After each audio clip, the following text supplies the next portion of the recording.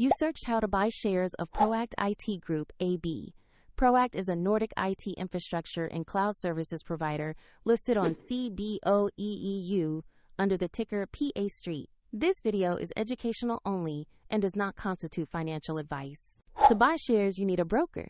We use eToro as a neutral example to demonstrate the steps. After registering, you must verify your account, typically with an identity document, and add funds before you can place a purchase.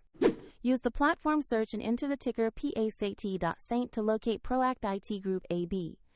Make sure the listing shows the CBOE EU exchange and the correct company name before opening the asset page. On the asset page, review the company summary and the price chart to confirm you have the correct stock. Check the exchange and ticker again to avoid selecting the wrong listing. Click Invest, enter the amount you wish to buy, then review the order details and confirm the trade. If the market is closed, your order may be queued or executed at the next session, and the platform will prompt you to add funds if your balance is insufficient before final confirmation. Once the trade completes, the position will appear in your portfolio view.